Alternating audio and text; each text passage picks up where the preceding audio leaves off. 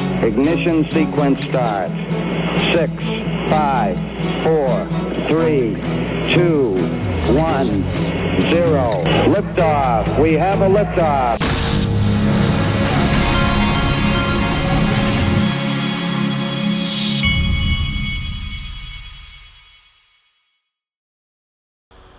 Hey everybody, this is the Digital Asset Investor, and the market's kind of the same as it was. Everybody's like, oh, sky's falling. The XRP is actually holding up pretty well today versus other things. It's pretty good, and so I'm not really doing a lot right now. Got bills to pay, like a lot of you, but the second, if we dip more, that's when I'm going to go in and scoop up. Here's another clip from the Monica Long interview. Case, the utility of a blockchain as a global payment rail out of the box, fast, friction-free, like very low cost. If you're using something like XRP Ledger, it's near free in terms of transaction fees. That is obvious. What has been hard and what's taken many years is sewing together the blockchain with the existing domestic payment rails. And part of that is technical, but an even bigger part of that is regulatory. And so that has really been the hard, heavy lifting we've done, brick by brick over the years. There was a turning point at which, we wanted to be a pure software provider for a long time. And there was a turning point at which we realized, to really serve the customers well, we would have to get licensed. We had to enter the flow of funds.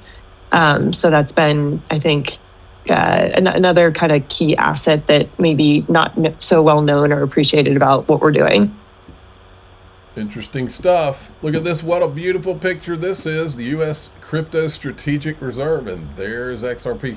The only problem they made is that they should have put XRP here and then named Cardano and Solana and then last Bitcoin Ethereum, the way Trump did. Whew, I bet that drove the Bitcoiners crazy.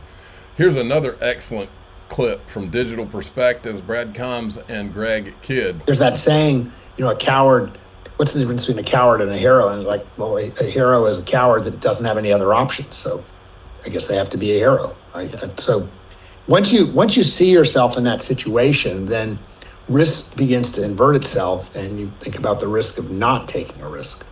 Well, and speaking of that, and I think that's so well said, speaking of that, looking where we are right now, again, stablecoin legislation, some are saying it could be here as soon as April. Some are saying we could have stablecoin legislation, no tax on crypto, a market infrastructure bill, all done by August. I mean, Greg, I just want your thoughts here for a second, because I'm sitting here thinking, if U.S. domiciled assets become no cap gains, which, by the way, as an example, if you're going to be using Solana, ADA, and XRP to make payments, it certainly doesn't make sense to have cap gains on that asset if you want the world to use it in finance, right? But it also does something else in my mind, Greg. It is like the biggest calling card for everyone to come on to those protocols specifically, because they're cap gains free, because you are going to move payments. They are incentivizing the world to understand that these protocols are going to help move the value of the world. Am I seeing this off kilter here? Well, it certainly makes it much more likely that crypto can be used for payments, because without that, I worked and built the first crypto debit card. Yeah. The hassle with that was every time you bought a cup of coffee, it was either a capital gain or a capital loss. And it's an accounting nightmare to drink a cup of coffee. And obviously that's not good for the economy. But come on, if it's just an incidental usage, like for payments, I don't think we should be paying capital gains on all that. It's just an accounting nightmare. And it just basically misunderstands what the use of those tokens is for, which is they can be a means of exchange. They're not just there for a store of value. I completely agree. And when I think about where we are, the old adage, he who has the gold makes the rules. I heard Cristiano Carlos say one time, he said, he who has the gold makes the rules, but he who controls the payment rails runs the world. And when I think about the idea of doing zero cap gains on those particular U.S. domiciled assets, I start to realize just how important that is to incentivize those value protocols, because everybody's thinking about, oh, I won't have to pay the cap gains on my gain, my assets. But the real power of this is incentivizing the world to get on those protocols, I believe, because that is about control of the world right there. That's my thought on it. Look, when I worked at the Fed 20 years ago, we had to have a serious debate over whether your bonus miles, your United or American bonus miles, were money. And like that question came up. What if, your miles go up in value or go down in value? Is that a capital gain? Is it capital loss? And eventually somebody just in the room just had to say, come on, guys, don't have something better to do than running around. And look, the stuff of overcomplicating human activity with arcane accounting rules. I mean, give me a break, okay? There is some precedent here for common sense. I know we went through a period where common sense was uncommon, and now we're at a point where maybe rules are uncommon. But I think on these matters, just common sense can prevail. Boy, they sure are pointing to those. There not being taxes on XRP. A transaction, if banks were using it, is no different than a transaction where you're selling it. I mean, look, here Monica Long, I forgot to play this one. She's asked about the XRP army. What are your thoughts on the XRP army?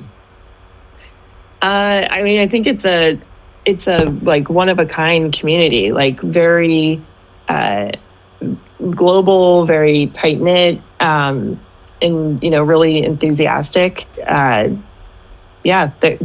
highly engaged. That's for sure. That's an understatement. Then we got Rand Neuner, who is a Bitcoin. Well, he's not. I wouldn't even call him a Bitcoin maxi. I would call him a VC pump gang member. But he's a very pro Bitcoin guy. He hates the whole XRP thing, and he's spent years bashing Ripple and XRP. I don't know where he's coming up with this list of people he thinks are coming to the White House Crypto Summit, which is this Friday.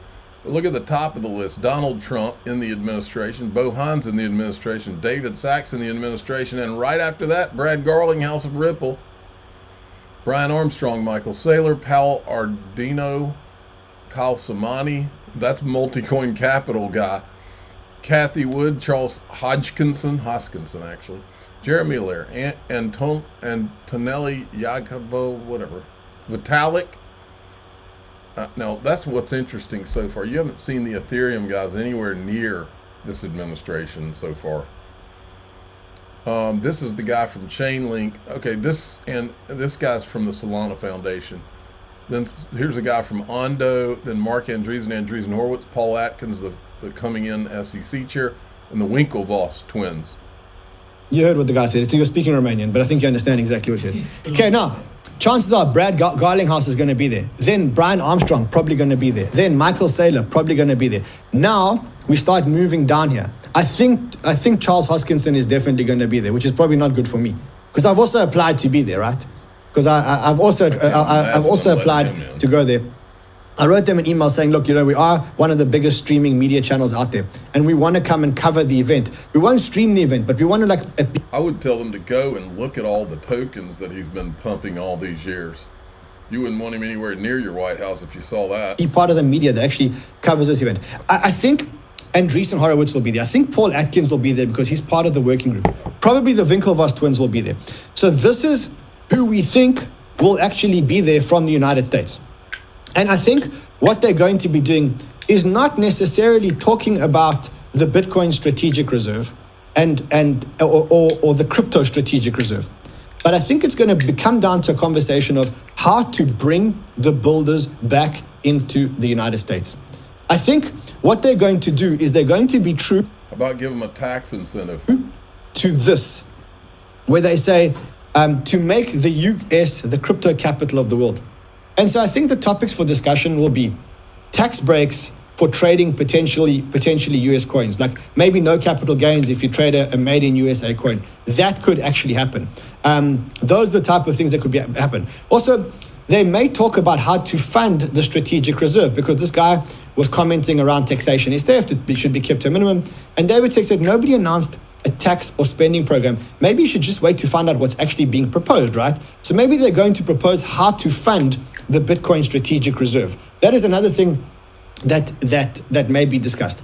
Either way, going into this event, and definitely going into this event, the one subset of coins that I would not fade is this is, by the way, from Kabis. It says, the idea of America First Strategic Reserve would prioritize digital coins founded in the United States. I don't think that that's what's going to happen. I think they're more going to talk about how to bring these US coins on site. And so the one thing that I would strongly recommend that you don't discount and that you really, really, really keep your eyes on is the USA-centric coins, the made in the... Yeah, and he's not going to say XRP, but that's the one at the top of the list. The USA coins. Here's a graphic of the subset of all these made in USA coins.